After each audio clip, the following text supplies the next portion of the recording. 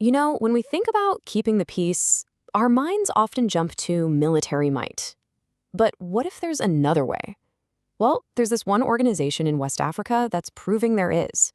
Today, we're going to dive into the soft power playbook of ECOWAS and see how it's trying to change the game in one of the world's most volatile regions.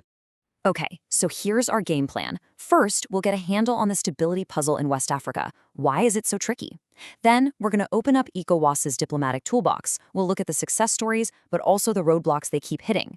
And at the end, we'll try to answer the big question: is this the future of peacekeeping? All right, let's just set the scene. For decades, West Africa has been kind of caught in this endless cycle of political turmoil. Just picture a region where any democratic progress is constantly under threat from military coups, dodgy elections, and these really deep-seated power struggles. So you have to ask, why? Why this constant turmoil? This isn't just some academic thought experiment. It has massive, real-world consequences, affecting millions of lives and just holding the whole region back.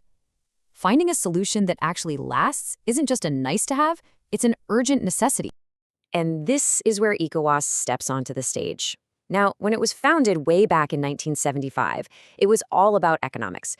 The goal was to create a common market, help everyone as economies grow. But as the political challenges got more and more intense, ECOWAS had to evolve.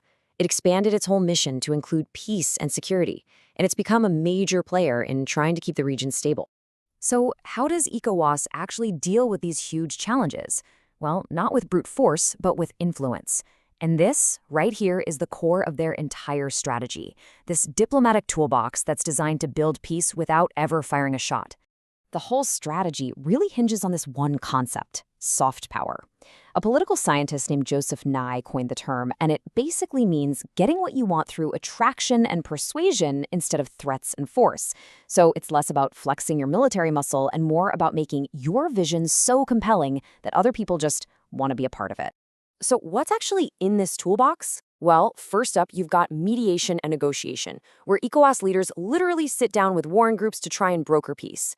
Then they send out election monitors to make sure things are fair and legit. They've also got economic levers they can pull, using sanctions to punish bad actors or offering up aid as a carrot for reform. And finally, they build partnerships with global bodies like the UN to really amplify their influence. And the contrast is just stark. Hard power is all about force.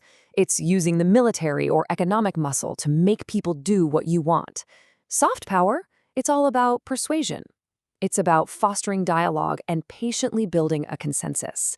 And the really crucial thing here is that the goal is to find solutions that don't come with that devastating price tag of lost lives and destroyed cities. So that's the theory. Sounds good on paper, right? But what about in practice? Let's take a look at the actual track record and see if this strategy really works when the rubber meets the road. The history of what ECOWAS has done tells a pretty compelling story.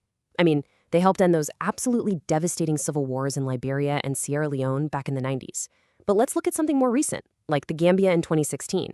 The president there lost an election, but flat out refused to leave. ECOWAS stepped in with this intense, unified diplomatic pressure, and it worked.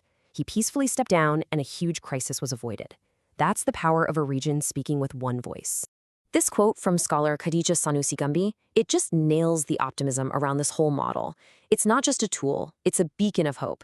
The idea is that by consistently choosing diplomacy, ECOWAS is actually helping these countries build stronger, more resilient democracies from the inside, fostering a kind of peace that can actually last. But, and this is a really big but, it would be a huge mistake to see this as some kind of perfect solution. Soft power has very real limits, and ECOWAS is up against some enormous hurdles that you just can't talk your way through. And these challenges are formidable. You've got violent extremism spreading across the Sahel. You can't just solve that with a conversation. Internally, the organization really struggles to get all 15 member states to agree when they all have conflicting interests. And what do you do when a military coup just suddenly rips up the democratic rulebook? Throw in limited funding and huge economic gaps between countries, and you've got a recipe for diplomatic gridlock. So this really gives us a clearer, more balanced picture.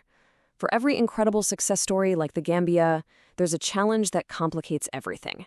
A peace deal is only as good as the money and people you have to enforce it. A mediation effort can totally fall apart if the conflict's roots run too deep, or if member states are secretly playing their own games behind the scenes. Success is never, ever guaranteed. So after weighing the wins against the very real challenges, what's the final verdict on ECOWAS's soft power strategy? Is this a blueprint that others could actually follow? Here's the key takeaway. It is a promising model, but it's not a magic wand. What makes it so important is that it represents this deep commitment to regional self-governance, that principle of African solutions for African problems. It proves there's a viable, powerful alternative out there to just sending in the military to solve every conflict. And that leaves us with one final, really crucial question to chew on. In a world where we see conflicts escalating all the time and where big powers often jump in with military force, could this focus on patient diplomacy, on regional cooperation, and on persuading people? Could that actually be the smarter path forward?